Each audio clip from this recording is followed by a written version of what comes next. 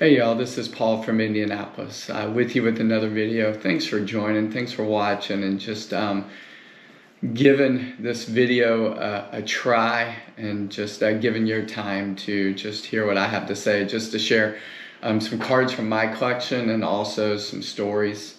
For me, I really enjoy just history in general, and I'm also very curious just in particular about baseball history.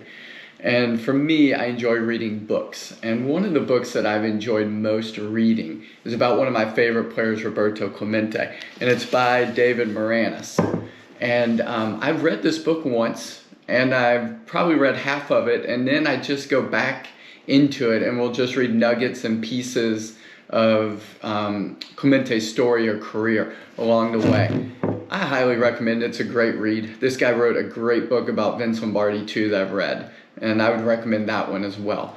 But this book here introduced me more into Clemente's world, and I'm still curious. I feel like there's still a lot that I don't know about him. I want to go to the Clemente Museum in Pittsburgh sometime. But what it did introduce me to, it introduced me to Puerto Rico, the country. And it introduced me to a player that was his idol that I really didn't know much about. I mean, I think I remember seeing his name and hearing his name, but I knew nothing about his story, nothing about his importance and relevance. And I actually just got a card I'm really excited about sharing about Monte Irvin. And so in a bit, I'll share an Irvin and a Clemente card and then another card as well. But this book introduced me to Monte Irvin as Clemente's idol. When Clemente was 11, 12 years old, he lived away from where Irvin played. He played for the San Juan Senadores in the capital, but he lived a bit out. And so whenever he could, he would get 25 cents from his dad. And 10 cents of that would cover the bus fare, and 15 cents of that would cover the ticket to get into the game. And his idol was Monte Irvin, and his goal each time he was able to go was to get there early enough to see Monte Irvin walk in to the stadium. And he was really shy, and it was really hard for him to look Irvin in the face, his idol, but he idolized him so much that when Irvin came to walk near him, that he would just have to look at him and look at him. And Irvin had started to notice him around, and probably the joy and excitement in his face when he saw him, and that there was some kind of connection there. And so what Irvin ended up doing to help get Clemente in for free was he'd give him his suit. When he's walking in, he would tell the guards, "He's with me, he's carrying my suit in." So Clemente would get in for free and save a little money maybe for some food or for whatever else. But he'd get in for free, and he would sit in the stands and just watch everything Monte Irvin would do. He watched how he wore his uniform, how he walked, how he ran, how he hit, and especially how he threw. Monte Irvin talked about how he taught Clemente how to throw. And I mean, Clemente easily surpassed him, and he acknowledged that. But to me, it's really cool how Irvin just took the time to just spend with him, to give him attention, to see a shy kid in a crowd of a bunch of kids, adoring kids and fans and people. But then he noticed him, that he took time and spent time with him. And to me, that is really cool. And that's inspiring for me to want to collect Monte Irvin because of the impact he had on one of my favorite players, and really who's also just the pride of Puerto Rico. And so Monte Irvin played in Puerto Rico in 1940 through 1942, so 2 winters he played there. And then he was in the military during World War II, and then for 2 seasons after. The 2 seasons afterwards was where Clemente was able to connect with him. Clemente, I think, was 11 or 12 years old. And Monte Irvin and many of the other Negro League players loved going down to Puerto Rico. First of all, because it's a beautiful island, and I can totally affirm that. I've been there. It's beautiful. I highly recommend it. I hope to go down some more. Our whole family enjoyed it. So he enjoyed the island, especially from where he was from, New Jersey, winter time. I think Puerto Rico would win out every time over New York City. He also enjoyed the excitement and the passion for baseball from the fans. And he also enjoyed just a leisurely pace. They would practice during the week, and they'd have a game on Saturday, and then 2 games on Sunday.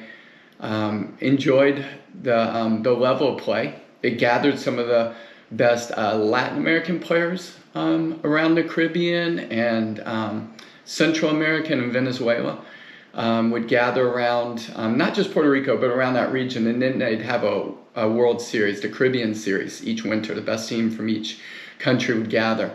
But he got to play against some of the best Latino players, some of the best Negro League players, and then a few players from the major leagues would come down and play.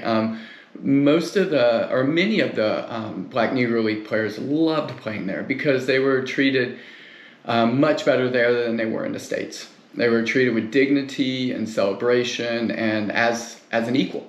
And that would be a lot more fun to play in than having all of what they had to endure in the States daily. So they enjoyed just that space to just be free. And so a lot of them would go down and play. Monty Irvin took the time to spend and be with and inspire Clemente and many other players down there. It was Clemente's turn to then play professional ball in Puerto Rico. He ended up playing for Santurce, which is a really popular team in the city.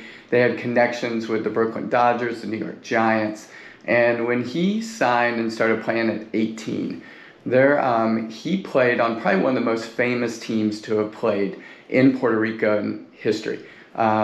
And Don Zimmer, who was on the team, said it was one of the best hitting teams ever.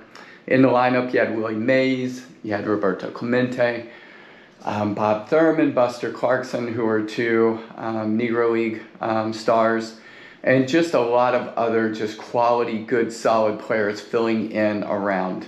And so, and to add on top of that, there was a 15-year-old bat boy by the name of Orlando Cepeda.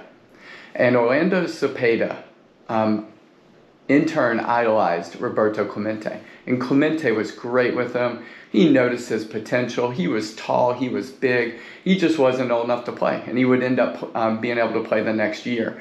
Cepeda would. But Clemente took him under his wing and just taught him what he knew and just shared with him what he had gained from Irvin and from others.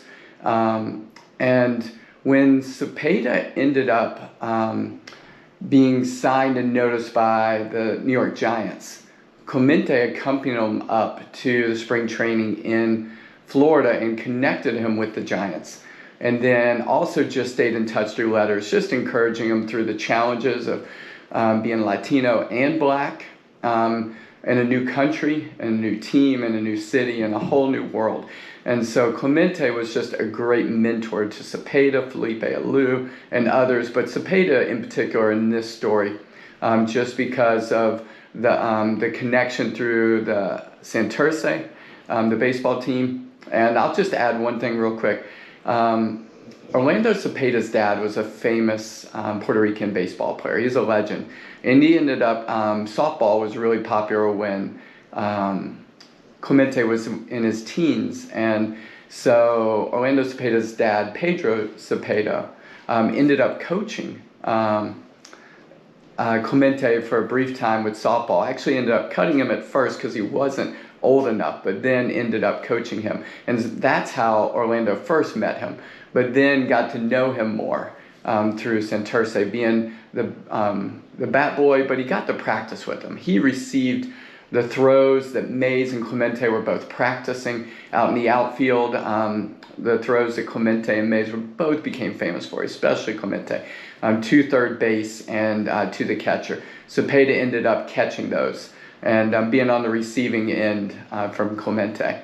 So to me, I just love the inspiring story, the connection, the value of the one that was coming, that was following in your footsteps, from Irvin to Clemente, Clemente to Cepeda, and honestly, Clemente and Cepeda to a whole country. How they inspired Puerto Rico. I mean, Clemente is still the pride of Puerto Rico. There's special license plates celebrating in honor of Clemente in Puerto Rico. Cepeda was super famous. They're proud of any success that their baseball players have, being such a small island, but yet being able to produce such great stars and players. So what I want to do right now is just turn the the camera over, and just show you the 3 cards that I have. Let me show you a card from each of these great Hall of Famers. And the first card, the Monty Irvin, is actually my most recent pickup. It's a 1952 Topps Monty Irvin. And to me, this card is beautiful. It's great as a 3, but it's not a 3 to me because of what I was looking for. I really want the image clean, like of his face, of the picture, as clean as possible from spots.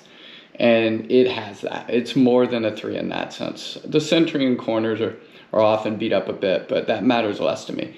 But I love how clean this image is. I love this image of him. So I was super excited to get this card. I think I got a pretty decent deal on it, but more than that, I just wanted a great card, a great looking card to represent Monty Irvin. And so that's the first card there in this lineage of these 3 great Hall of Famers. And next is the Roberto Clemente, which if you watch my past videos, you've seen before.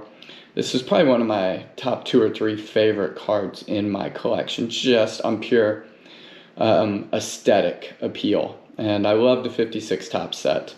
I'm thankful that I got this one clean, and it's just beautiful. I love that it has his whole name, Roberto Clemente, and just the dual image of the action and of his face.